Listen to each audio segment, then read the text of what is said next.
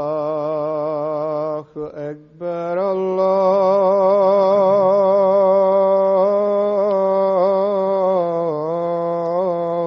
الله أكبر الله أكبر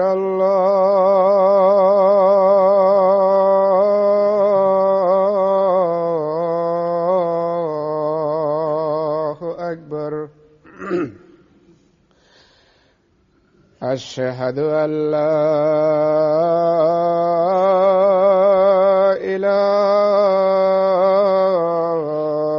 إله إلا الله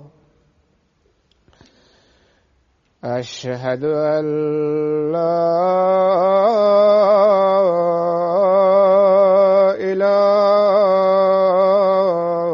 إله إلا الله أشهد أن محمدًا رسول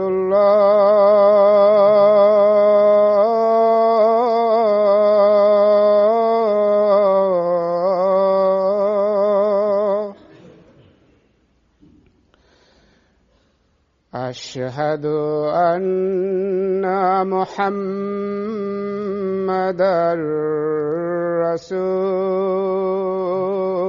رسول الله حي على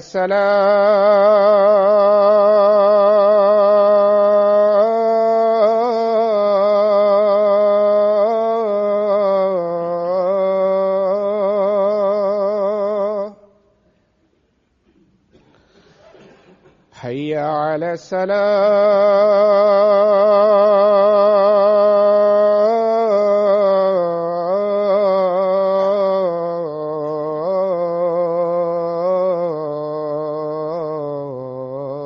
الصلاة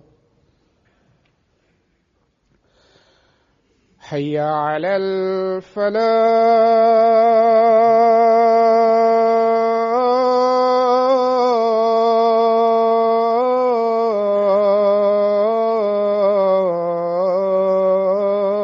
الفلاح حي على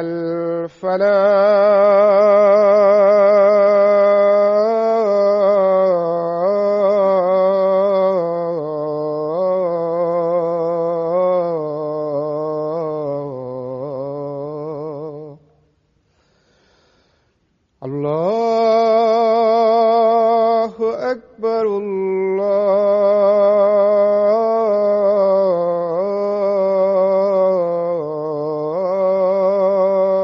الله أكبر لا إله إلا الله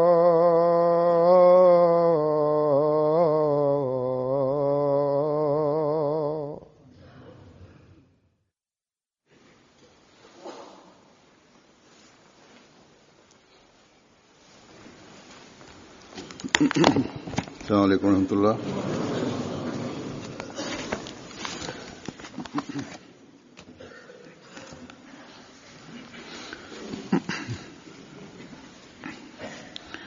أشهد أن لا إله إلا الله وحده لا شريك له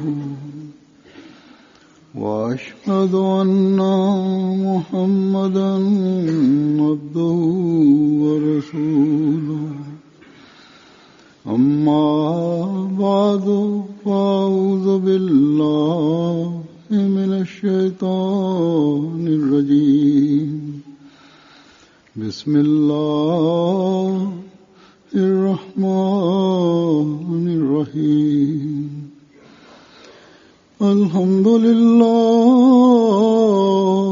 رب العالمين الرحمن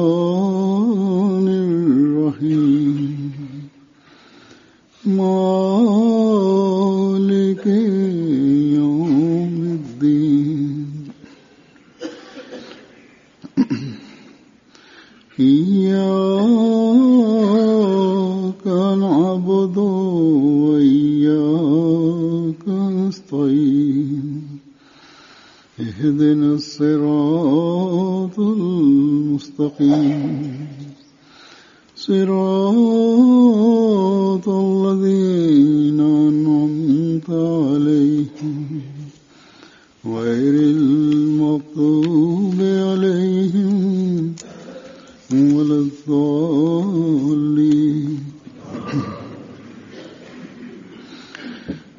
आज मैं இன்று நான் ஹஸ்ரத் மசீஹ் மவ்ஊத் அலைஹிஸ்ஸலாமுடைய இறை நேசம் தொடர்பான எழுத்துக்களையும் மேற்கோள்களையும் எடுத்து வைப்பேன். அதில் அன்னார் இறை அன்பின் உண்மைத்துவம் மற்றும் விளக்கத்தை கூறியுள்ளார்கள். அல்லாஹ்வின் அன்பை பெறுவதற்கான ரகசியம், அதன் வழிகள், தத்துவம் மற்றும் அதன் ஆழத்தை எடுத்து கூறியுள்ளார்கள். மேலும் அன்னாரை ஏற்றுக்கொள்ளக்கூடிய, மேலும் அன்னாருடைய ஜமாத்தில் உள்ள நம்மிடமிருந்து என்ன எதிர்பார்க்கிறார்கள், மேலும் இறை அன்பு தொடர்பாக நமது முயற்சிகள் எவ்வாறு இருக்க வேண்டும், மேலும் என்ன தரம் இருக்க வேண்டும், இந்த அனைத்தும் கூறியுள்ளார்கள். ஆக இந்த அடிப்படையில் ஒவ்வொரு ஆதாரமுமே சிந்திக்கத்தக்கதாகும், மேலும் நமக்கு வழிகாட்டிகளாகும். எனவே கவனத்துடன் கேட்க வேண்டிய தேவை உள்ளது. அதன் மூலம் இறை அன்பின் கட்டுரையை புரிந்தவாறு முன்னேறி செல்பவராகவும் அதிகமாக்கக்கூடியவர்களாகவும் ஆக வேண்டும், மேலும் நமது சீர்திருத்தம் செய்பவர்களாக வேண்டும். ஹஸ்ரத் மசீஹ் மவ்ஊத் அலைஹிஸ்ஸலாம் அவர்கள் கூறுகின்றார்கள், அன்பு என்பது செயற்கையாக வெளிக்காட்டக்கூடிய, காட்டுவதற்காக செய்யப்படும் வேலையல்ல. மாறாக மனித ஆற்றல்களில் இதுவும் ஒரு ஆற்றலாகும். இதனுடைய உண்மைத்துவம் என்னவென்றால், உள்ளம் ஒரு பொருளை விரும்பி அதன் பக்கம் ஈர்த்து செல்லப்படும் போது அப்பொருளின் அசல் சிறப்புகள் அதன் முழுமைத்தன்மையுடன் வெளிப்படையான முறையில் உணரப்படுகின்றன. இதுவே அன்பின் நிலையாகும்.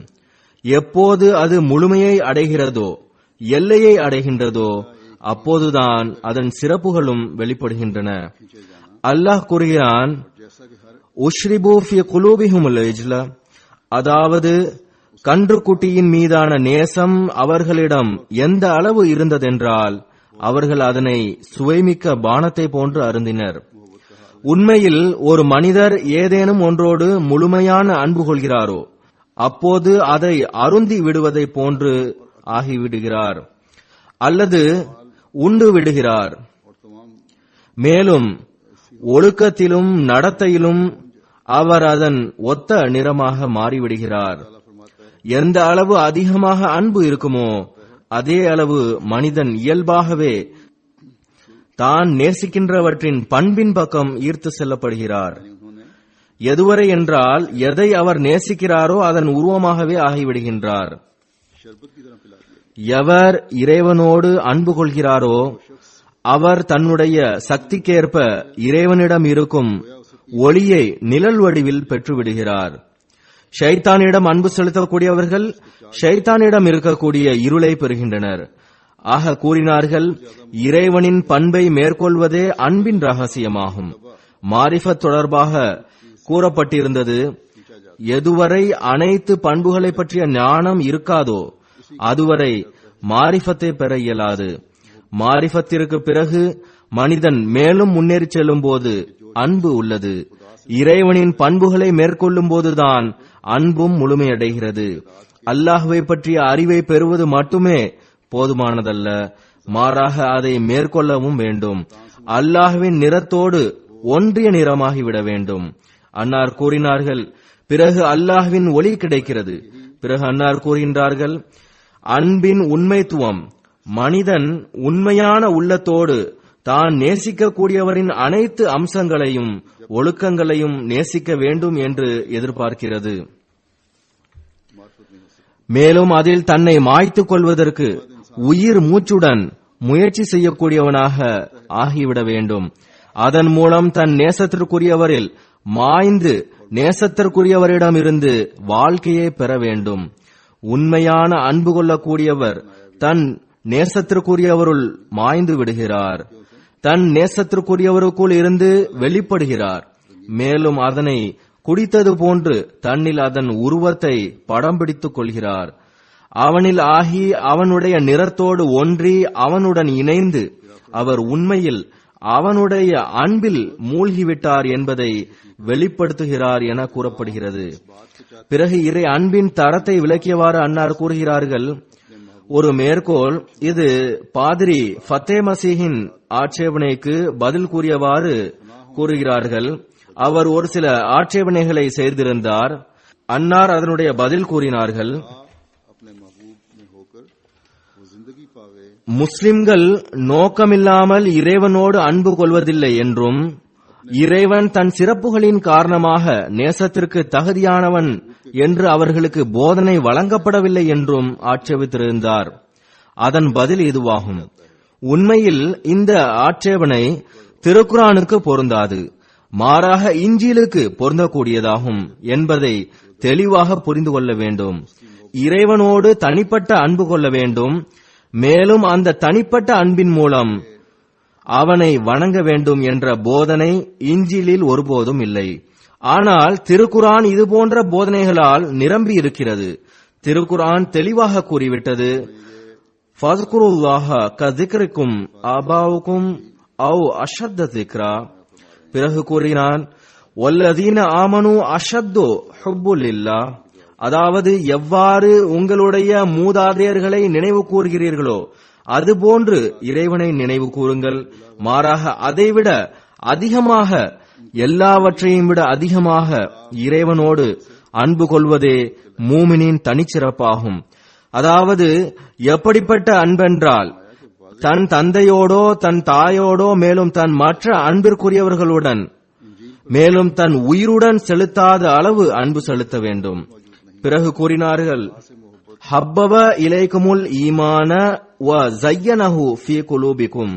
அதாவது இறைவன் ஈமானை உங்களுடைய நேசத்திற்குரியதாக ஆக்கிவிட்டான், மேலும் அதை உங்களது உள்ளத்தின் அலங்காரமாக்கிவிட்டான். பிறகு கூறினான், இன்னல்லாஹ யாமுரு பில் அத்லி வல் இஹ்சானி வ ஈதாஇல் குர்பா. இந்த வசனம் இறைவனுக்குரிய உரிமை மற்றும் அடியானுக்குரிய உரிமையை உள்ளடக்கியுள்ளது. இந்த இரு தரப்பையும் வைத்துள்ளதே இதன் தனிச்சிறப்பாகும். கூறினார்கள், மனிதனுக்குரிய உரிமை பற்றி நாம் கூறிவிட்டோம். எவ்வாறு இருப்பினும் மனிதனுக்குரிய உரிமை பற்றி அன்னார் இவ்வாறு விளக்கியுள்ளார்கள். அதாவது மூமின் காஃபிர் மீதும் கருணை காட்ட வேண்டும். இது மனிதர்களுக்குரிய உரிமையாகும். ஆழமாக சென்று அவருக்கு கருணை காட்ட வேண்டிய தேவை இருந்தாலும் செய்ய வேண்டும். அவனுடைய ஆன்மீக பௌதீக நோய்களின் துக்கத்தில் பங்கு கொள்ள வேண்டும். அவர் காஃபிராக இருந்தாலும் ஏதேனும் நோய் இருந்தால், அது ஆன்மீகமானதாக இருந்தாலும் சரி பௌதீகமானதாக இருந்தாலும் சரி, அவனுடைய துக்கத்தில் பங்கு கொள்ள வேண்டும். மேலும் இது மனிதர்களுக்குரிய உரிமைகளாகும். இங்கு இதற்குரிய பதிலும் வந்துவிட்டது. அதாவது காஃபிரோடு எவ்வாறு அன்பு காட்ட வேண்டும்? நாம் லவ்ஃபாரால் என்று கூறுகிறோம். அப்படி இருக்கையில் இது எவ்வாறு இயலும் என்று ஆட்சேபிக்கின்றனர். கூறினார்கள், அவனின் மீது அனுதாபம், அவனை சீர்திருத்துவது, அவனுடைய தேவையை பூர்த்தி செய்வது அன்பாகும்.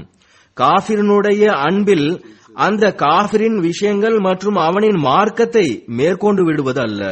ஒரு உண்மையான மூமினுடன் அன்பு எப்படி என்றால், அவனுடைய நல்ல பழக்க வழக்கங்கள், அவனுடைய நன்மைகளை மேற்கொண்டு அவனில் ஏதேனும் தவறுகள் இருக்குமேயானால் அவனுக்கு புரிய வைத்தலாகும். ஆனால் பொதுவான மனித கருணை ஒவ்வொருவருக்கும் அவனோடு இருக்கும் அன்பாகும்.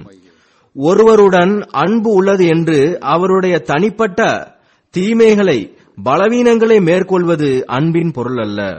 பிறகு அன்னார் கூறினார்கள், பசியுடன் இருப்பவர்களுக்கு உணவு கொடுத்தல், அடிமைகளை விடுவித்தல், கடனாளிகளின் கடனை கொடுப்பது, சுமைக்குட்பட்டவர்களின் சுமையை சுமப்பது, இவைகள் மனிதனுக்குரிய உரிமைகளாகும். பிறகு மனிதனுக்குரிய உரிமைகளில் நீதி பற்றியும் வந்துவிட்டது. பிறகு நீதியை விட ஒரு படி மேலாக கருணை காட்டுவதாகும். எந்தவித மத அடிப்படை இல்லாமல் ஒவ்வொருவரிடமும் செய்வதே கருணையாகும். மேலும் இதுவே மனிதனுக்குரிய உரிமைகளாகும்.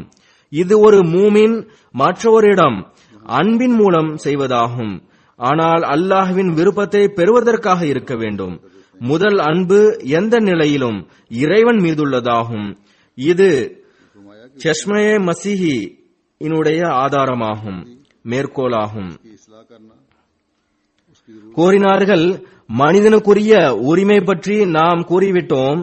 அல்லாஹுக்குரிய உரிமை தொடர்பாக இந்த வசனத்தின் பொருள் இதுவாகும். அதாவது, இன்னல்லாஹ யாமுரு பில் அத்லி வல் இஹ்சானி வ ஈதாஇ ஸில் குர்பா. இதன் பொருள், நேர்மையோடு இறைவனுக்கு கட்டுப்பட்டு நட. ஏனென்றால் எவன் உன்னை படைத்து உன்னை பரிபாலித்த, மாறாக எப்போதும் பரிபாலிக்கின்றவனுக்கு நீயும் கட்டுப்பட வேண்டும் என்பது அவனுக்குரிய உரிமையாகும். அதைவிட அதிகமாக உனக்கு ஞானம் இருக்குமென்றால் உரிமையை விட அதிகமாக மட்டுமல்லாமல் கருணையை பேணியவாறு அவனுக்கு கட்டுப்படு. ஏனென்றால் அவன் கருணையாளன் ஆவான்.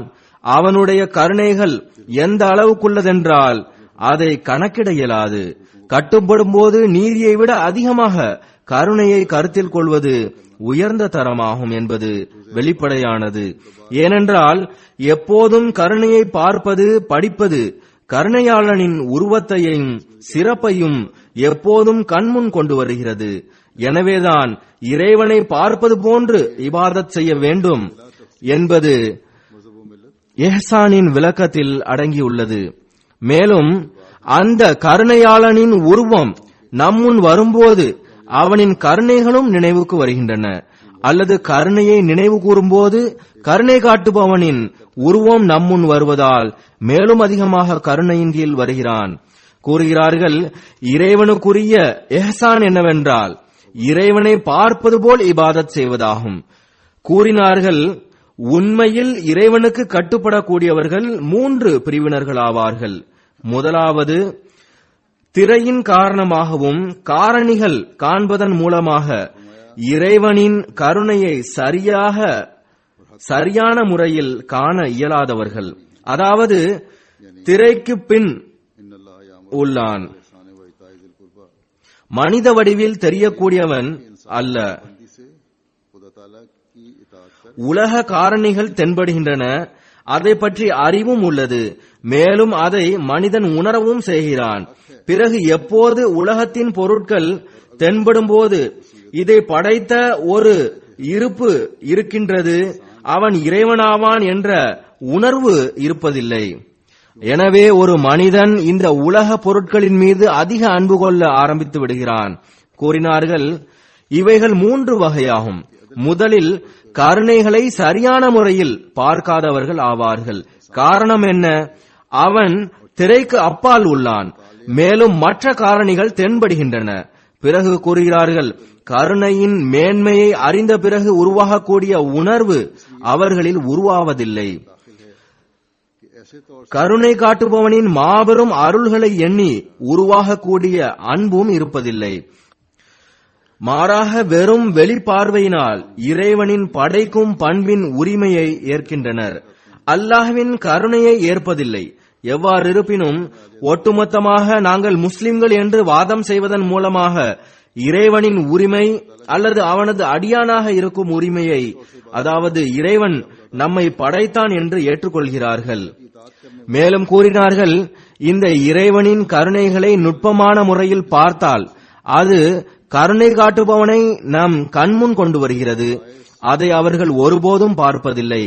பொதுவாக நாங்கள் இறைவனை ஏற்றுக்கொள்கிறோம், இறைவன் மீது அன்பு உள்ளது என்று கூறுகிறார்கள். ஆனால் அவனிடமிருந்து பலன் பெறும்போது அவனுடைய கருணைகளை கருத்தில் கொள்வதில்லை, மாறாக உலக காரணிகளை கருத்தில் கொள்கின்றனர். கூறினார்கள், இதன் காரணம் என்ன? ஏனென்றால் காரணிகளை வணங்குவதின் தூசிகள் உண்மையில் காரணிகளை உருவாக்குபவனின் முகத்தை பார்ப்பதிலிருந்து தடுக்கிறது. ஏனென்றால் வெளிப்படையான முறையில் எதிலிருந்து மனிதன் பலனடைகிறானோ அந்த காரணிகள் அவனை காரணிகளை உருவாக்கக்கூடிய இறைவனின் முகத்தை காண முடியாத அளவு மூடிவிடுகின்றன. ஏனென்றால் காரணிகளை வணங்குதல் உள்ளது, இது உண்மையான காரணிகளை உருவாக்கக்கூடியவனின் முகத்தை பார்க்க விடாமல் தடுக்கிறது. எனவே அந்த அருளுக்குரிய இறைவனின் அழகை முழுமையாக காண முடிவதில்லை. உண்மையில் அவனே அனைத்து பொருட்களையும் வழங்கக்கூடியவனாக இருக்கின்றான். அவனுடைய அழகு தென்படுவதில்லை கூறினார்கள். ஆக அவர்களின் பலவீனமான மாரிஃபத் அதாவது இறை ஞானம் காரணிகளை காண்பதன் சக்தியோடு இணைந்திருப்பதால் இறைவனின் கருணைகளை சரியான முறையில் காண இயலாது. கருணைகளை பார்க்கக்கூடிய வேளையில் கருணை காட்டுபவனின் முகம் தெரியக்கூடிய அந்த செயல்களை அவர்கள் செய்வதில்லை. மாறாக அவர்களின் மாரிஃபத் மங்கலாக உள்ளது. அதன் காரணம் ஒரு பக்கம் அவர்கள் தங்களுடைய உழைப்பு மற்றும் காரணிகளின் மீது நம்பிக்கை கொள்கின்றனர். மேலும் சிலர் இறைவனின் படைத்தல் மற்றும் பரிபாலித்தலின் உரிமைகள் நம்மீது கடமையாக்கப்பட்டுள்ளது என்று செயற்கையாக கூறுகின்றனர். இறைவன் மனிதனுக்கு அவனுடைய சக்தியை விட அதிகமாக கஷ்டத்தை கொடுப்பதில்லை. அதனால் அவர்கள் இந்த நிலையில் இருக்கும் வரை அவனுடைய உரிமையின் நன்றி தெரிவிக்க வேண்டும் என்று அவன் விரும்புகிறான். வசனம் இன்னல்லாஹ யாமுரு பில் ஆதில், இதில் நீதியின் பொருள் இந்த நீதியாகும். ஏனென்றால் இவர்களுக்கு முழுமையாக அது பற்றி அறிவு இல்லை. அவர்கள் இறைவனின் படைத்தல் பரிபாலித்தல் பண்புகளுக்கு நன்றி செலுத்த வேண்டும் என்று வாயளவில் கூறினாலும் கூட இறைவனின் நீதியும் அவர்களுக்கு இதுவே போதுமானதாக கருதுவதாகும். நாங்கள் இறைவனுக்கு நிறைய செய்துவிட்டோம் என்று அவர்களும் கருதுகிறார்கள். கூறினார்கள், மனிதனின் மாரிஃபத்திற்கு இதைவிட மேலான ஒரு தகுதி உண்டு. அது என்னவென்றால், நாம் கூறியது போன்று மனிதனின் பார்வை காரணிகளை காண்பதிலிருந்து தூய்மை அடைந்து அல்லாஹ்வின் அருள் மற்றும் கருணையின் கரத்தை கண்டுவிடுகிறது. இந்த இடத்தில் மனிதன் காரணிகளின் திரைகளிலிருந்து மனிதன் வெளியே வந்து விடுகின்றான். இந்த பழமொழி உதாரணமாக, அதாவது நான் நீரூட்டியதன் மூலமாகவே வயல் பெரிதானது அல்லது எனது கைகளினாலேயே எனக்கு வெற்றி கிடைத்தது அல்லது ஜைரின் கருணையினால் அந்த நோக்கம் பூர்த்தியானது அல்லது பக்கர் கூறியதனாலேயே நான் அழிவிலிருந்து தப்பித்து விட்டேன். இந்த அனைத்து விஷயங்களும் ஒன்றுமற்றதும் பொய்யுமாக தெரிகிறது. மேலும் ஒரே இருப்பு, ஒரே வல்லமை, ஒரே கருணையாளன், ஒரே கையே தென்படுகிறது. அப்போது மனிதன் ஒரு தூய பார்வையுடன் அத்தோடு ஒரு அணு அளவு ஷிர்க் மற்றும் காரணிகளின் மாசுக்கள் இல்லாமல் அல்லாஹ்வை காணுகின்றான். இந்த பார்த்தல் எந்த அளவுக்கு தூயதாகவும் உண்மையானதாகவும் இருக்கிறதென்றால், அந்த கருணையாளனை இபாதத் செய்யும் போது அவனை மறைவானவனாக கருதுவதில்லை. மாறாக நிச்சயமாக அவன் அங்கு இருப்பதாக உணர்ந்து அவனை இபாதத் செய்கிறான். இந்த இபாதத்தின் பெயர் திருக்குரானில் இஹ்சான் ஆகும். மேலும் சஹீஹ் புகாரி மற்றும் முஸ்லிமில் ரசூலே கரீம் ஸல்லல்லாஹு அலைஹி வஸல்லம் அவர்களுமே இஹ்சானுக்கு இதே அர்த்தம்தான் கொடுத்துள்ளார்கள். இந்த இடத்திற்கு பிறகு இன்னொரு தர்ஜா உள்ளது. அதன் பெயர் ஈதாஇல் குர்பா. அதன் விளக்கம் இதுவாகும்: எப்போது மனிதன் நீண்ட காலம் வரை இறைவனின் கருணைகளை காரணிகளை தவிர்த்து பார்த்து வந்தால், மேலும் அவன் இருப்பதாக கருதி அவனை வணங்கி வந்தால், இந்த எண்ணத்தின் இறுதி விளைவு இதுவாகும். அதாவது இறைவன் தொடர்பாக ஒரு தனிப்பட்ட அன்பு உருவாகிவிடும். ஏனென்றால் தொடர்ந்து கருணைகளை எப்போதும் பார்த்து வந்தால் அவருடைய உள்ளத்தில், அதாவது அவருடைய உள்ளத்தில் கருணை காட்டப்பட்டதோ ஒரு தாக்கம் உருவாகிறது. ஏனென்றால் தொடர்ந்து கருணைகளை எப்போதும் பார்த்து வந்தால் அவருடைய உள்ளத்தில், அதாவது எவருடைய உள்ளத்தில் கருணை காட்டப்பட்டதோ ஒரு தாக்கம் உருவாகிறது. அது மெதுமெதுவாக தனிப்பட்ட அன்பில் நிரம்பி விடுகிறது. ஆக இந்த நிலைமையில் கருணைகளை கருத்தில் கொண்டு அவனை வணங்கவில்லை, மாறாக ஒரு தனிப்பட்ட அன்பு அவனுடைய உள்ளத்தில் குடிகொண்டு விடுகிறது. எவ்வாறு குழந்தைக்கு தன்னுடைய தாயோடு ஒரு தனிப்பட்ட அன்பு இருக்கிறதோ, ஆக இந்த முறை அவன் இபாதத்தின் போது இறைவனை பார்க்க மட்டும் செய்யவில்லை, மாறாக பார்த்து உண்மையான நேசிக்கக்கூடியவனை போன்று இன்பமும் அடைகின்றான். மேலும் நப்சின் அனைத்து நோக்கங்களும் அழிந்து தனிப்பட்ட அன்பு அதனுள் உருவாகி விடுகிறது.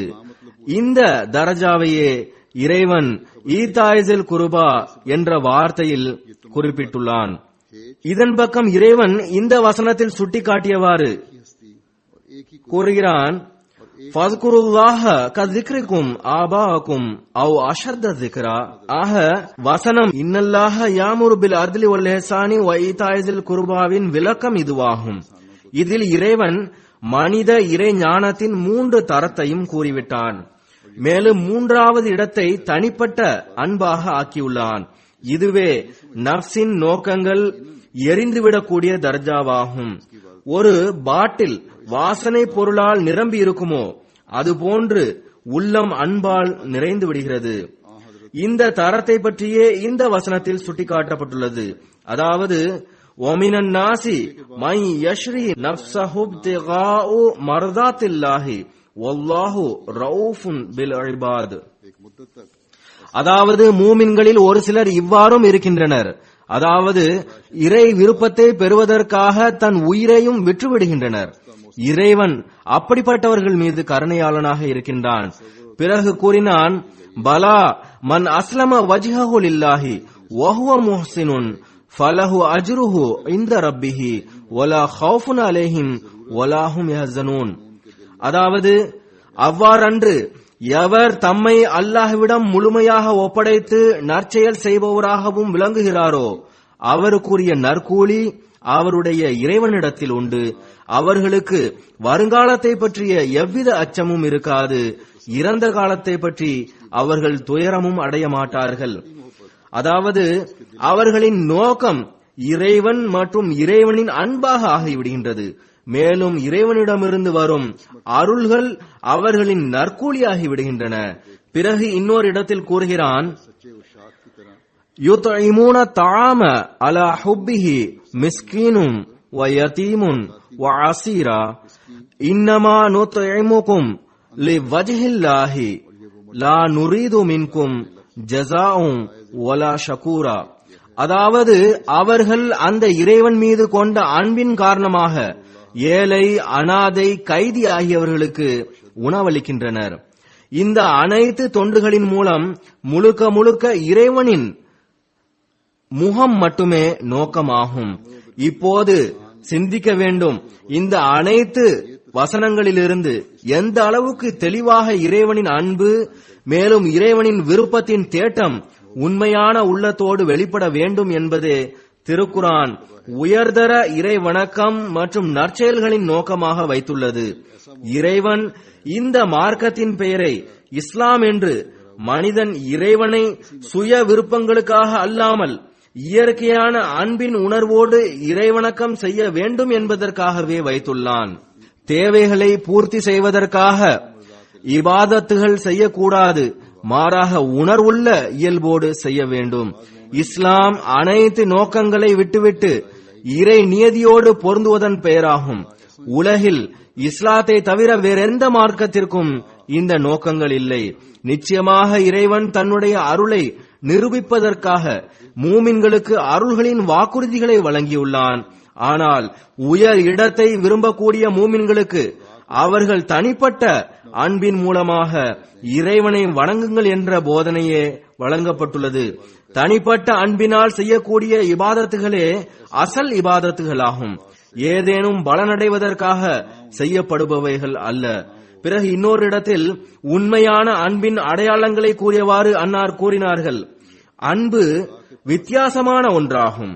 இதன் நெருப்பு பாவத்தின் நெருப்பை எரித்து விடுகிறது, மேலும் பாவத்தின் நெருப்பு பிளம்பை அணைத்து விடுகின்றது. உண்மையான தனிப்பட்ட முழுமையான அன்போடு தண்டனை ஒருபோதும் சேர முடியாது. மேலும் உண்மையான அன்பின் அடையாளங்களில் ஒன்று இதுவுமாகும். அதாவது தன்னுடைய நேசத்திற்குரியவனை பிரிவதன் பயம் அவனது இயல்பில் பதிந்து விடுகிறது. மேலும் ஒரு சிறிய தவறின் மூலம் தன்னை அழிந்து போனவனாக கருதுகிறான்.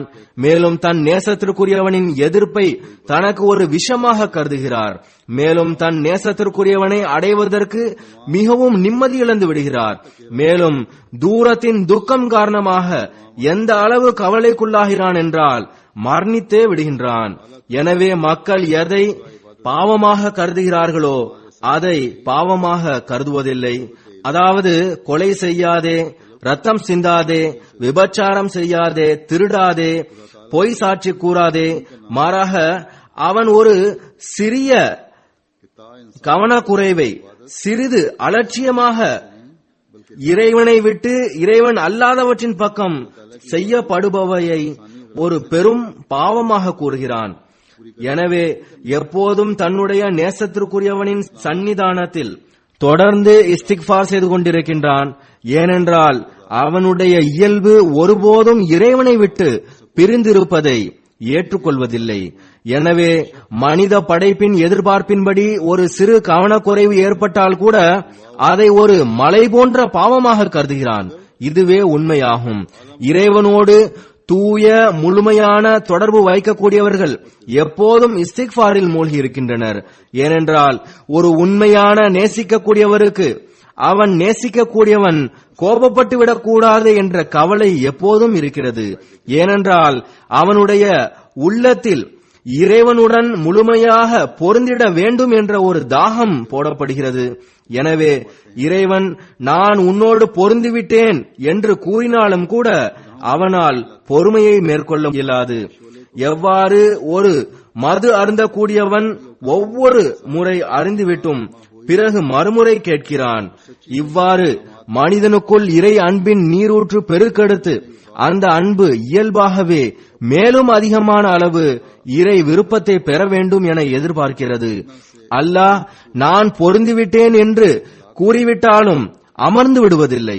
மாறாக இந்த இறை விருப்பம் பற்றிய செய்தி கிடைப்பது மேலும் இஸ்திக்ஃபார் மற்றும் இபாதத்துகளின் பக்கம் அவரை குனிய வைக்கிறது. மேலும் அதை நிறைவேற்றுவதன் பக்கம் கவனமூட்டுகிறது. கூறினார்கள், ஆக அன்பு அதிகமாவதால் இஸ்திக்ஃபாரும் அதிகமாகிறது. இதுவே இறைவனிடம் முழுமையான முறையில் அன்பு செலுத்தக்கூடியவர்கள் எப்போதும் ஒவ்வொரு வினாடியும் இஸ்திக்ஃபார் செய்வதன் காரணமாகும். எப்போதும் இஸ்திக்ஃபாரில் மூழ்கி இருக்கிறார்கள். மேலும் இஸ்திக்ஃபாரின் உண்மையான பொருள் இதுவாகும். அதாவது மனித பலவீனத்தினால் ஏற்படக்கூடிய ஒவ்வொரு தவறையும் நீக்குவதற்கு இறைவனிடம் உதவி தேடப்படுகிறது. இறைவனின் அருளால் அந்த பலவீனம் வெளிப்படாமல் இருக்க வேண்டும் என்பதற்காக, மேலும் பலவீனம் மறைவாக இருக்க வேண்டும் என்பதற்காக. இதன் பிறகு இஸ்திக்ஃபாரின் பொருள் பொதுமக்களுக்காக விரிவாக்கப்பட்டுள்ளது. எந்த தவறு நடந்துவிட்டதோ இறைவன் அதன் தீய விளைவு மற்றும் விஷ தாக்குதல்களிலிருந்து இவ்வுலகிலும் மறுமையிலும் பாதுகாப்பாக வைக்க வேண்டும் என்பதும் இஸ்திக்ஃபாரில் உள்ளது. ஆக உண்மையான இரட்சிப்பின் நீரூற்று இறைவனிடம் கொள்ள வேண்டிய தனிப்பட்ட அன்பாகும். அது நிகரற்ற நிலைப்பாட்டுடைய இஸ்திக்ஃபார் மூலமாக இறைவனின் அன்பை தன் பக்கம் ஈர்க்கிறது.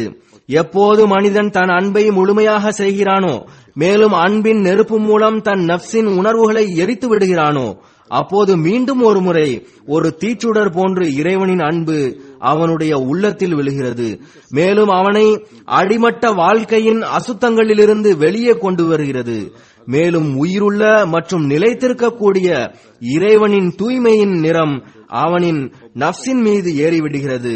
மாறாக அனைத்து இறை பண்புகளிலிருந்து நிழல் வடிவில் அவனுக்கு பங்கு கிடைக்கிறது. அப்போது அது இறைவனின் வெளிப்பாடாக இருக்கிறது. மேலும் எவைகளெல்லாம் ருபூபியத்தின் பரிபாலித்தலின் நிலைத்திருக்கும் கருவூலத்தில் மறைந்துள்ளதோ அது உலகிற்கு வெளிப்படுகிறது. ஏனென்றால் அந்த உலகை படைத்த இறைவன் கஞ்சர்த்தனம் கொண்டவன் அல்ல, மாறாக அவனுடைய அருள்கள் எப்போதும் இருப்பவையாகும். அவனுடைய பெயர்களும் பண்புகளும் முடிந்து விடுவதில்லை. பிறகு பாவத்தை நீக்குவது மேலும் நல் அமல்கள் செய்வது இறைவனின் அன்பு இல்லாமல் சாத்தியமில்லை என்பதை விளக்கியவாறு அன்னார் கூறுகிறார்கள்.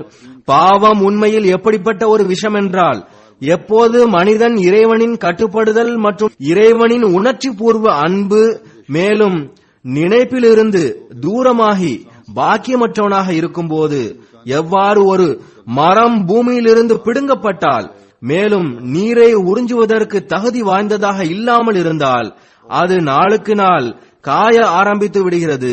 மேலும் அதன் அனைத்து பசுமையும் அழிந்து விடுகிறது. இந்த நிலையே அந்த மனிதனின் நிலையுமாகும். எவருடைய உள்ளத்திலிருந்து இறை அன்பு பிடுங்கப்பட்டு விட்டதோ. ஆக காய்ந்த தன்மையை போன்று பாவம் அவன் மீது வெற்றி கொள்கிறது. ஆக இந்த காய்ந்த தன்மைக்கான சிகிச்சை இறைவனின் இயற்கை சட்டத்தில் 3 விதமாக உள்ளது. முதலாவது அன்பு, இரண்டாவது இஸ்திக்ஃபார். இதனுடைய பொருள் அமுக்குவது அல்லது மூட விரும்புவது. ஏனென்றால் எதுவரை மண்ணில் மரத்தின் வேர் நிலைத்திருக்குமோ அதுவரை அதில் பசுமையை எதிர்பார்க்கலாம். மூன்றாவது சிகிச்சை தௌபா, அதாவது பாவ மன்னிப்பு தேடுதலாகும். அதாவது வாழ்க்கையின் நீரை ஈர்ப்பதற்கு தாழ்மையுடன் இறைவன் பக்கம் திரும்பி மேலும் தன்னை அவனுக்கு அருகில் கொண்டு சேர்த்து மேலும் பாவத்தின் திரையிலிருந்து தன் நற்செயல்களால் தன்னை வெளியே கொண்டு வருவது. அதாவது பாவத்தின் திரையை விலக்குவதற்கு நல் அமல்களின் அவசியம் உள்ளது. மேலும் நல் அமல்கள் செய்வதற்கு முதலிலும் நான் கூறியது போன்று கடந்த ஒரு சில மாதங்களுக்கு முன் அல்லது ஒரு சில வாரங்களுக்கு முன் ஹுத்பாவில் கூறியிருந்தேன், இவைகளுக்கு எண்ணத்தின் ஆற்றல் மேலும் அறிவு இருப்பதும் மேலும் அமலின் ஆற்றலின் தேவையும் உள்ளது. அப்போதுதான் இந்த திரை விலகுகிறது. மேலும் நற்செயல்கள் செய்யக்கூடிய நல் வாய்ப்பு கிடைக்கின்றது. மேலும் பிறகு மனிதன் அந்த தீமைகளிலிருந்து வெளிவருகிறான். மேலும் கூறினார்கள், பாவ மன்னிப்பு வெறும் வாயளவில் அல்ல, மாறாக தௌபாவின் முழுமையடைவதால் நற்செயலை சார்ந்துள்ளது. நாவால் தௌபா செய்வதன் எவ்வித அவசியமும் இல்லை. அத்தோடு நற்செயல்களும் செய்யும் போதுதான் தௌபா உண்மையான தௌபாவாக கருதப்படுகிறது. எல்லா நன்மைகளும் தௌபா முழுமைப்படுத்துவதற்காகும். ஏனென்றால் நாம் இறைவனுக்கு நெருக்கமாக ஆகிவிட வேண்டும் என்பதே மிகவும் முக்கியமானதாகும். துவாவும் தௌபா ஆகும். ஏனென்றால் இதன் மூலமாகவும் இறைவனின் நெருக்கத்தை தேடுகிறார்கள். எனவேதான் இறைவன் மனித உயிரை படைத்து அதன் பெயரை ரூஹ் என்று வைத்துள்ளான். ஏனென்றால் அதன் உண்மையான நிம்மதி இறைவனை ஏற்றுக்கொள்ளுதல், அவனின் அன்பு மற்றும் அவனுக்கு கட்டுப்படுதலில் உள்ளது. மேலும் அது இறைவனோடு ஒன்றிணையக்கூடியதாக இருப்பதால் அதனுடைய பெயர் நஃப்ஸ் என்று வைக்கப்பட்டுள்ளது.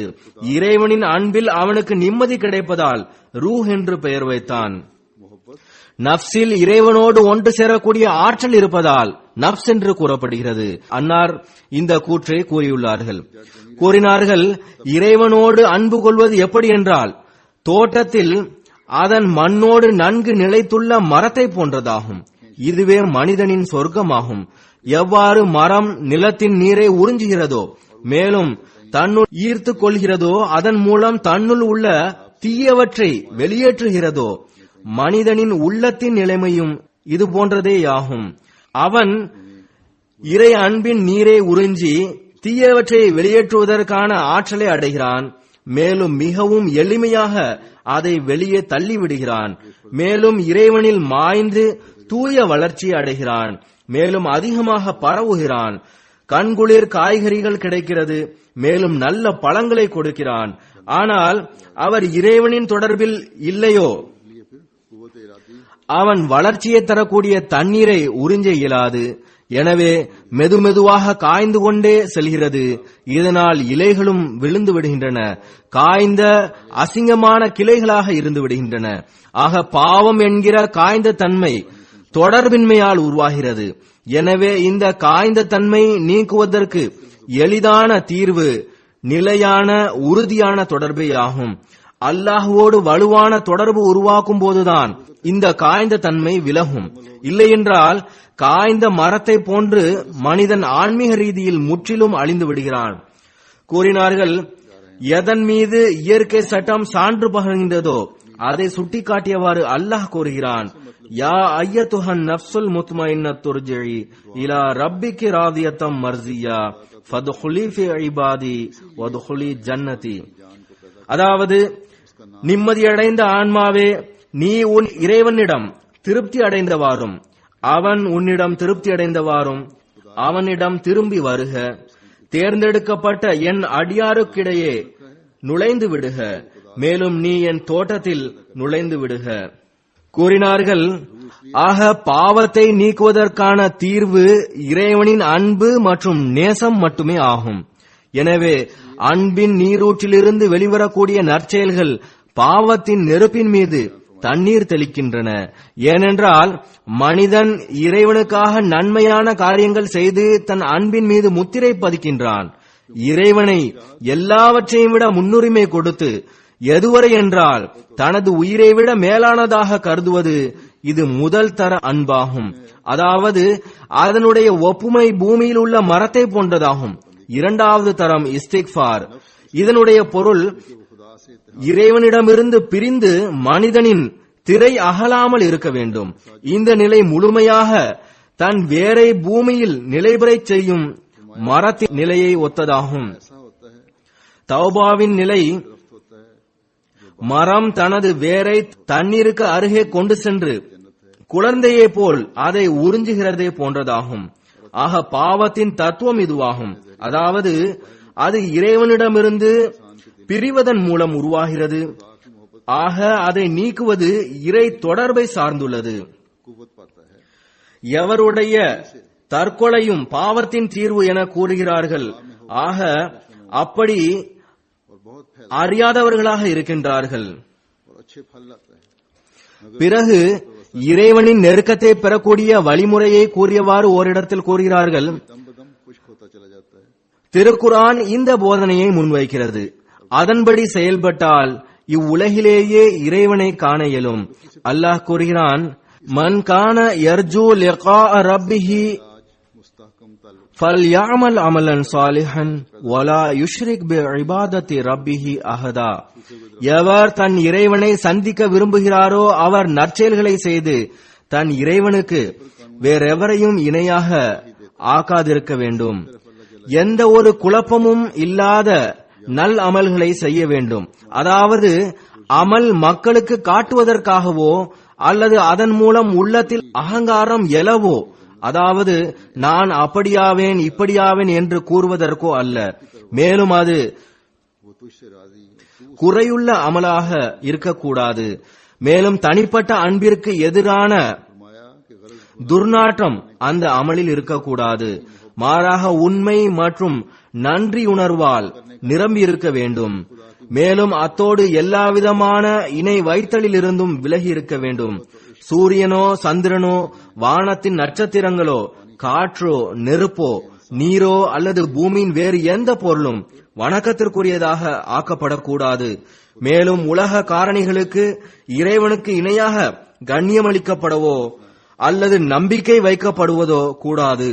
மேலும் தன்னுடைய தைரியத்தையும் முயற்சியையும் ஒரு பொருட்டாக கருதக்கூடாது. இதுவும் ஷிர்கின் விதங்களில் ஒரு விதமாகும். மாறாக அனைத்தும் செய்த பிறகும் கூட நான் ஒன்றும் செய்யவில்லை என்று கருத வேண்டும். மேலும் தன்னுடைய அறிவின் மீது ஆணவம் கொள்ளக்கூடாது. மேலும் தன்னுடைய அமல் மீது பெருமை கொள்ளவும் கூடாது. மாறாக உண்மையில் தன்னை மூடனாக கருத வேண்டும். மேலும் இயலாதவனாக கருத வேண்டும். மேலும் ரூஹ் எப்போதும் இறை சன்னிதானத்தில் வீழ்ந்து கிடக்க வேண்டும். மேலும் துஆவின் மூலம் அவனுடைய அருளை தன் பக்கம் ஈர்க்க வேண்டும். மேலும் அவனுடைய நிலை கடும் தாகமான உதவியற்ற நிலையில் ஒரு மனிதருக்கு ஒரு நீரூற்று வெளிப்படுகிறது. அது மிகவும் தூய்மையானதும் இனிப்பானதுமாக உள்ளது.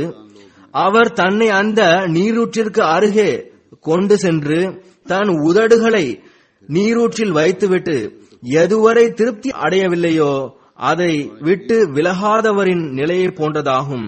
பிறகு இறை அன்பின் தரத்தை பற்றி கூறியவாறு கூறுகிறார்கள், உங்களில் ஒரு உண்மையான நேசருக்கு ஒருவரின் மீது அன்பு உள்ளது. எவ்வாறு அவர் தன் அன்பிற்குரியவரின் பிரிவில் பட்டினியாக வாடுகிறாரோ, தாகத்தோடு இருக்கிறாரோ, சாப்பாட்டை பற்றிய உணர்வோ தண்ணீரை பற்றிய கவலையோ இல்லாதவர், மேலும் தன் உடலை பற்றி எந்த கவலையும் இல்லாதவரை போல் நீங்களும் இறைவனின் அன்பில் மூழ்கிவிடுங்கள். நடுவிலிருந்து உங்களின் இருப்பு மறைந்து விட வேண்டும். பிறகு அப்படிப்பட்ட தொடர்பில் மனிதன் மரணித்து விட்டாலும் கூட மிகவும் நற்பாக்கியம் பெற்றவனாவான். நமக்கு தனிப்பட்ட அன்புதான் வேண்டும். கஷ்புகளை பற்றியோ இல்ஹாம்களை பற்றியோ எந்த கவலையும் இல்லை. மக்கள் கஷ்ப் வந்தது இல்ஹாம் வந்தது என்று கூறுகிறார்கள். இறைவனோடு தனிப்பட்ட அன்பு இருக்குமேயானால் அதுவே அசலாகும். எத்தனை இல்ஹாம் வந்தது, எத்தனை கஷ்ஃபுகள் வந்தது, எத்தனை உண்மையான கனவுகள் வந்தது என்பதல்ல. பாருங்கள், ஒரு குடிகாரன் மதுபானத்தின் மேல் மதுபானம் அருந்துகின்றான், மேலும் இன்பமடைகின்றான். இவ்வாறே நீங்கள் அவனின் தனிப்பட்ட அன்பின் பானத்தை நிரப்பி நிரப்பி அருந்துங்கள். எவ்வாறு அவர்கள் அருந்திக் கொண்டே செல்கின்றனரோ அதுபோல் நீங்களும் இப்போது நான் நேசர் என்று சொல்ல தகுதியான இடத்தை அடைந்து விட்டேன் என்று கூறும் வரை திருப்தி அடைந்து விடாதீர்கள். அதுவரை பின்வாங்காதீர்கள். அடியை முன்னெடுத்தே வையுங்கள். மேலும் அந்த பானத்தை வாயிலிருந்து அகற்றாதீர்கள். அதற்காக தன்னைத்தானே நிம்மதியற்றவராக ஆக்கிவிடுங்கள். அந்த தரம் வரை சென்றடையவில்லை என்றால் நீங்கள் ஒரு பைசாவுக்கு கூட லாய்க்கில்லை. இறை அன்பிற்கு முன் வேறெதனை பற்றிய கவலையும் இருக்கக்கூடாது, மேலும் எவ்வித அச்சமும் இருக்கக்கூடாது. பிறகு கூறுகிறார்கள், எதுவரை அல்லாஹ்வோடு முழுமையாக பொருந்தி எந்த புகாரும் இல்லாத தருணத்தில் அந்த தனிப்பட்ட அன்பு பிறக்கிறது. மேலும் எதுவரை இறைவனோடு தனிப்பட்ட அன்பு உருவாகவில்லையோ ஈமான் மிகவும் அபாயகரமான நிலையில் உள்ளது. ஆனால் தனிப்பட்ட அன்பு உருவாகிவிட்டால் மனிதன் ஷைத்தானின் தாக்குதல்களிலிருந்து பாதுகாப்பில் அமைதியில் வந்து விடுகிறான். மேலும் இந்த தனிப்பட்ட அன்பை துஆவின் மூலமாக பெற வேண்டும். எதுவரை இந்த அன்பு உருவாகாதோ மனிதன் நஃப்ஸே அம்மாராவின் கீழ் இருக்கின்றான், மேலும் அதன் பிடியில் சிக்கிக் கொள்கிறான். மேலும் நஃப்ஸே அம்மாராவிற்கு கீழே இருக்கக்கூடியவர்களின் ஒரு சொல்வழக்கு பஞ்சாபியில் கூறினார்கள். அதன் பொருள், இந்த உலகம் இனிமையானதாகும், மறுமை வருமோ வராதோ நம்ம எங்கு பார்த்திருக்கிறோம். இவர்கள் மிகவும் அபாயகரமான நிலையில் இருக்கிறார்கள். இரண்டாவது நிலை லவ்வாமா ஆகும். மேலும் லவ்வாமாவில் உள்ளவர்கள் ஒரு நேரம் மூமின்களாகவும் ஒரு நேரம் காபிர்களாகவும் உள்ளனர். மேலும் கீழுமான நிலையாக இருக்கிறது. இவர்களுக்கு ஒரே நிலை இருப்பதில்லை. ஏனென்றால் அவர்களுக்கு நஃப்ஸோடு சண்டை ஆரம்பமாகி விடுகிறது. அதில் அவர்கள் சில நேரம் வெற்றி கொள்கிறார்கள், சில நேரம் தோற்று விடுகின்றார்கள். எனினும் அவர்கள் புகழப்படக்கூடிய இடத்தில் இருக்கிறார்கள். ஏனென்றால் அவர்கள் நன்மைகளையும் செய்கின்றனர். மேலும் அவர்களின் உள்ளத்தில் இறை பயமும் இருக்கிறது. ஆனால் நஃப்ஸே முத்மைன்னாவை சார்ந்தவர்கள் முற்றிலும் வெற்றி பெற்றவர்கள் ஆவார்கள். அவர்கள் அனைத்து விதமான அபாயத்திலிருந்து வெளியே வந்து அமைதியான இடத்தை அடைகின்றார்கள். மேலும் ஷைத்தான் சென்றடைய இயலாத அமைதியின் இல்லத்தில் இருக்கிறார்கள். பிறகு ஒரு மூமினின் இறை நேசத்தின் தரத்தை பற்றி கூறினார்கள். மூமினின் நிறம் நேசரின் நிறமாகும். மேலும் அவர் தன் நேசத்தில் உண்மையாளனாக இருக்கிறான். மேலும் அவன் தான் நேசிக்கக்கூடியவருக்காக, அதாவது இறைவனுக்காக முழுமையான விசுவாசம், அன்பு, உயிரை மாய்த்துவிடக்கூடிய உணர்வை தன்னுள் கொண்டுள்ளான். மேலும் பணிவுடன் நிலை நிற்கிறான். உலக இன்பங்கள் எதுவும் அவனுக்கு ஒரு இன்பமாகவே இருப்பதில்லை. ரூஹ் அந்த இறை அன்பிலேயே வளர்கிறது. எந்த தியாகம் செய்யவும் அவன் பயப்படுவதில்லை. மேலும் நேசிக்கப்படக்கூடியவரின் தரப்பிலிருந்து எந்த கவனிப்பும் இல்லை என்று அவன் உணர்ந்தாலும் அவன் பயப்படுவதில்லை. அந்த தரப்பிலிருந்து அமைதி தெரிய வந்தாலும் அவர் ஒருபோதும் தைரியத்தை இழந்து விடுவதில்லை. எப்போதும் அடியை முன்னெடுத்தே வைக்கிறான். மேலும் அதிகமாக உள்ளத்தின் வேதனையை உருவாக்கிக் கொண்டே செல்கிறான். இந்த இரண்டும் இருப்பது மிகவும் அவசியமானதாகும். மூமின் நேசராக மாறி இறை அன்பில் முழுமையாக மூழ்கிவிட வேண்டும். மேலும் அன்பு முழுமையானதாக இருக்க வேண்டும். அதில் உண்மையான உணர்வு இருக்க வேண்டும். அதன்பின் உடன்படிக்கையில் உறுதியான பாதத்தோடு நிலைநிற்றல் எந்த அளவுக்கு இருக்க வேண்டும் என்றால் எந்த ஒரு துக்கமும் அசைத்திட இயலக்கூடாது. நேசிக்கப்படக்கூடியவர்கள் தரப்பிலிருந்து எப்போதாவது அமைதியோ கவனக்குறைவோ இருந்தால் இருவகையான வழி இருக்க வேண்டும். ஒன்று அல்லாஹ்வின் மீதுள்ள அன்பின் வழி, இரண்டாவது ஒருவருடைய கஷ்டத்தின் போது உள்ளத்தில் வலி எழ வேண்டும்.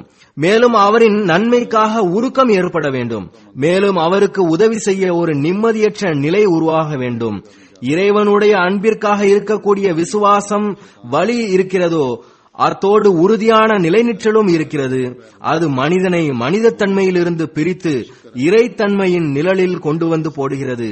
எதுவரை அதன் எல்லை வரை வலியும் அன்பும் சென்றடையவில்லையோ எதுவரை அல்லாஹ் அல்லாதவர்களில் மனிதன் மூழ்கி கிடக்கிறானோ அதுவரை மனிதன் அபாயகரமான நிலையில் இருக்கிறான்.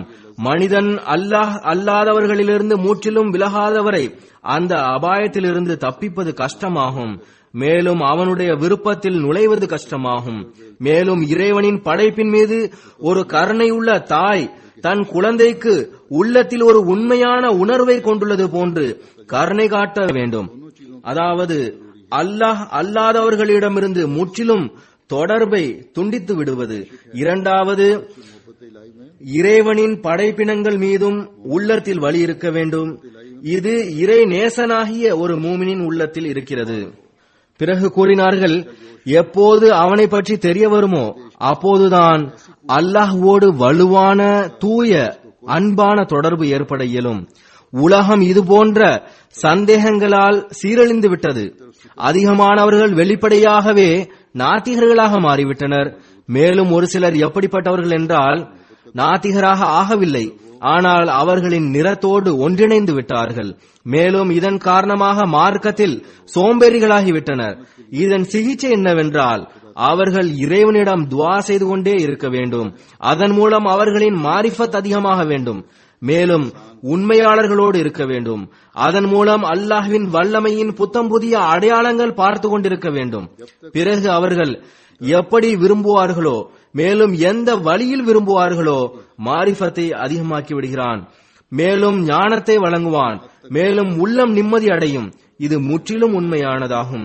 அதாவது எந்த அளவு இறைவனை பற்றி மற்றும் அவனின் மேன்மையின் மீது நம்பிக்கை இருக்குமோ அந்த அளவு அல்லாஹ்வின் அன்பும் பயமும் இருக்கும்.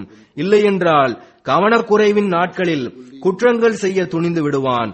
அல்லாஹ்வின் அன்பு, அவனது மகத்துவம் மற்றும் அவனது கடினத்தின் பயம் இரண்டும் எப்படி என்றதென்றால், இதன் மூலம் பாவங்கள் எரிந்து விடுகின்றன. இது இயற்கை சட்டமாகும். அதாவது மனிதன் எந்த பொருள்களிலிருந்து பயப்படுகிறானோ அதிலிருந்து விலகி இருக்கிறான். உதாரணமாக, நெருப்பு எரித்துவிடும் என்று தெரிந்தால் நெருப்பில் கையை இடுவதில்லை. அல்லது உதாரணமாக, இன்ன இடத்தில் பாம்பு இருக்கிறது என்று தெரிந்தால் அந்த வழியாக செல்ல மாட்டான். இது போன்றே பாவத்தின் விஷம் அவனை அழித்துவிடும் என்று அறிவு இருந்தால், மேலும் அல்லாஹ்வின் மகத்துவத்தை கண்டு பயந்து, மேலும் அவன் பாவத்தை விரும்புவதில்லை, அவன் பாவத்திற்கு கடினமான தண்டனை வழங்குகிறான் என்ற நம்பிக்கை இருக்கும் என்றால் அவனுக்கு பாவம் செய்யும் தைரியம் வராது. பிறகு பூமியில் மரணித்தவனைப் போல் நடக்கிறான். அவனுடைய ரூஹ் எப்போதும் இறைவனிடம் இருக்கிறது. பிறகு கூறினார்கள், எப்போது இறைவனின் அன்பின் நெருப்பில் விழுந்து தன் முழு இருப்பையும் எரித்து விடுகிறானோ அந்த அன்பின் மரணம் அவனுக்கு ஒரு புதிய வாழ்க்கையை வழங்குகிறது. அன்பும் ஒரு நெருப்பாகும், மேலும் பாவமும் ஒரு நெருப்பாகும் என்பதை உங்களால் புரிய இயலாதா? ஆக இறை அன்பின் நெருப்பு பாவத்தின் நெருப்பை அழித்து விடுகிறது. இதுவே ரட்சிப்பின் வேறாகும்.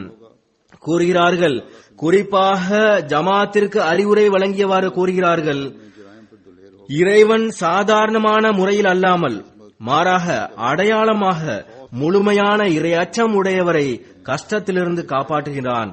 ஒவ்வொரு சூழ்ச்சிக்காரனும் அறிவிலியும் இறை அச்சம் உடையவருக்கான வாதம் செய்கிறான். ஆனால் எவர் இறை அடையாளத்தின் மூலம் நிரூபணமாகிறாரோ அவர்தான் உண்மையில் இறை அச்சம் உடையவராவார். ஒவ்வொருவரும் நான் இறைவனோடு அன்பு காட்டுகிறேன் என்று கூற இயலும். ஆனால் எவருடைய அன்பு வானத்தின் அடையாளங்களின் மூலம் நிரூபணமாகிறதோ அவரே உண்மையான அன்பு கொள்கிறார். மேலும் ஒவ்வொருவரும் தன்னுடைய மார்க்கம் உண்மையானது என்று கூறுகின்றனர். ஆனால் எவருக்கு இவ்வுலகில் ஒளி கிடைக்கின்றதோ அவருடைய மார்க்கமே உண்மையானதாகும். மேலும் ஒவ்வொருவரும் எனக்கு ரட்சிப்பு கிடைக்கும் என கூறுகின்றனர். ஆனால் எவர் இவ்வுலகிலேயே ரட்சிப்பின் ஒளியை காண்கிறாரோ அவரே தன் கூற்றில் உண்மையாளராவார். நீங்கள் இறைவனின் அன்பிற்குரியவராக ஆக முயற்சி செய்யுங்கள். அதன் மூலம் நீங்கள் எல்லா இன்னல்களிலிருந்து காப்பாற்றப்பட வேண்டும். பிறகு இறைவனின் அன்பை நம் உள்ளங்களில் நிலைநிறுத்துவதற்கு எவ்வாறு அன்னார் அறிவுரை வழங்கியுள்ளார்கள் என்பது பற்றி ஒரு உதாரணம் தருகிறேன். கூறினார்கள், எவ்வளவு நற்பேறு இழந்த மனிதன், அவனுக்கு இதுவரை இது கூட தெரியவில்லை. அவனுடைய ஒரு இறைவன் இருக்கிறான். அவன் எல்லா பொருட்கள் மீதும் வல்லமை உள்ளவனாவான். நமது சொர்க்கம் நமது இறைவனே, நமது பேரின்பங்கள் இறைவனிடத்தே உள்ளன. ஏனெனில் நாம் அவனை கண்டிருக்கிறோம், அழகு அனைத்தும் அவனிடத்திலே கண்டோம். இந்த செல்வம் உயிரை கொடுத்தேனும் பெறத்தக்கது. ஒருவன் தன்னை முற்றிலும் இழந்தாகிலும் பெறத்தக்கது இந்த மாணிக்கம். இழப்பிற்குரியோரே, இந்த நீரூற்றின் பக்கம் விரைந்து வாருங்கள். இது உங்கள் தாகத்தை தணிக்கும். இது உங்களை காக்கும் உயிர் ஊற்றாகும். நான் என்ன செய்வேன்? இந்த நற்செய்தியை உள்ளங்களில் எவ்வாறு உரையச் செய்வேன்? இதுதான் உங்கள் இறைவன் என்று மக்கள் கேட்கும் பொருட்டு தெருக்களிலே எந்த முரசு அறைவேன்? மக்கள் கேட்கும் பொருட்டு அவர்களின் காதுகள் திறக்க என்ன மருத்துவம் செய்வேன்? உண்மையிலேயே நீங்கள் இறைவனுக்குரியவர்களாக ஆகிவிட்டால் அந்த இறைவன் உங்களுக்கே உரியவன் என்பதை உறுதியாக உணர்ந்து கொள்ளுங்கள். நீங்கள் தூங்கிக் கொண்டிருந்தாலும் இறைவன் உங்களுக்காக விழிப்பான். நீங்கள் எதிரிகளை அறியாமல் இருந்தால் இறைவன் அதை பார்ப்பான், மேலும் அவனின் திட்டங்களை முறிப்பான். உங்களுடைய இறைவனில் எப்படிப்பட்ட ஆற்றல்கள் இருக்கிறது என்பதை நீங்கள் இதுவரை அறியவில்லை. அறிந்திருந்தால் நீங்கள் உலகிற்கான கடினமான கவலைக்குள்ளாக்கக்கூடிய நாள் ஒருபோதும் வராது. தன்னிடம் ஒரு கருவூலம் உடைய ஒரு மனிதர், அவர் ஒரு பைசா வீணாவதினால் அழுகிறாரா, கத்துகிறாரா, மேலும் அழிய போகிறாரா? பிறகு அவர்களுக்கு அந்த கருவூலத்தை பற்றி அறிந்திருந்தால் இறைவன் எப்போது உங்களுக்கு பலனளிக்க கூடியவன் என்று அறிந்திருந்தால் நீங்கள் உலகிற்காக ஏன் இவ்வாறு ஆகிறீர்கள்? இறைவன் ஒரு அன்பான கருவூலமாவான். அதற்கு கண்ணியம் அளியுங்கள். அவன் உங்களின் ஒவ்வொரு அடியிலும் உங்களுடைய உதவியாளனாவான். அவன் அல்லாமல் நீங்கள் ஒன்றுமில்லை. உங்களுடைய காரணிகளும் திட்டங்களும் ஒன்றுமில்லை. மற்ற சமுதாயங்களை பின்பற்றாதீர்கள். அவர்கள் முற்றிலுமாக காரணிகளில் வீழ்ந்துவிட்டனர். எவ்வாறு பாம்பு மண்ணை தின்கின்றதோ அதுபோன்று அவர்கள் காரணிகளின் மண்ணை தின்னார்கள். எவ்வாறு நாய் உயிரற்றதை உண்கிறதோ அதுபோன்று அவர்கள் மரணித்தவற்றின் மீது வாய் வைத்தார்கள். இறைவனிடமிருந்து வெகு தொலைவில் சென்று விட்டனர். மனிதனை வணங்கினார்கள், பன்றியே உண்டார்கள், மதுவை தண்ணீரை போன்று உபயோகித்தார்கள். மேலும் அளவுக்கு அதிகமாக காரணிகளின் மீது விழுந்ததன் காரணமாக, மேலும் இறைவனின் ஆற்றல் வேண்டாததன் காரணமாக அவர்கள் மரணித்து விட்டனர். மேலும் எவ்வாறு ஒரு கூட்டிலிருந்து புறா பறந்து செல்வதை போன்று வானத்தின் ரூஹ் அவர்களிடமிருந்து வெளியேறிவிட்டது. அவர்களுக்குள் ஓர் உலக வாள் உள்ளது. அது அவர்களின் அனைத்து அக உறுப்புகளையும் வெட்டிவிட்டது. ஆக நீங்கள் அந்த வாளிடமிருந்து அஞ்சுங்கள். பிறகு அன்னார் கூறினார்கள், எந்த இறைவனை அடைவதே இரட்சிப்போ அந்த இறைவனை அடையாளம் கண்டுகொள்ள அதிகமாக முயற்சி செய்யுங்கள். அவன் கிடைப்பது விடுதலையாவதாகும். எவர் உண்மையான உள்ளத்தோடும் அன்போடும் அவனை தேடக்கூடியவனாக இருக்கிறானோ அவன் மீதே அவன் வெளிப்படுகின்றான். எவர் அவனுக்காக ஆகிவிடுகிறாரோ அவனின் மீதே அவன் வெளிப்படுகின்றான். தூய்மையான உள்ளங்கள் அவனின் அரியணையாகும். எந்த நாவுகள் பொய் மற்றும் ஏச்சு பேச்சுக்களிலிருந்து தூய்மையாக இருக்கின்றனவோ அவை அவனின் வகையின் இடமாகும். அவனுடைய விருப்பத்தை பெற மாய்ந்துவிடக்கூடியவர் அவனின் ஆற்றலின் வெளிப்பாடாக இருக்கின்றார். அல்லாஹ் நமக்கு அந்த தரங்களை அடைவதற்கான நல் வாய்ப்பினை வழங்குவானாக. எதில் ஹஸ்ரத் மஸீஹ் மவ்ஊத் அலைஹிஸ்ஸலாத்து வஸ்ஸலாம் அவர்கள் நம்மை பார்க்க விரும்புகின்றார்களோ, மேலும் நாம் தூய்மையுடனும் விசுவாசத்துடனும் அல்லாஹ்வின் பால் குனிபவர்களாக, மேலும் அன்பு கொள்ளக்கூடியவர்களாக ஆவோமாக. அன்பை பெற்று நம் வாழ்க்கையின் அங்கமாக ஆக்குபவர்களாவோமாக. மேலும் அவனுடைய விருப்பத்தின் சொர்க்கத்தில் செல்லக்கூடியவர்களாவோமாக.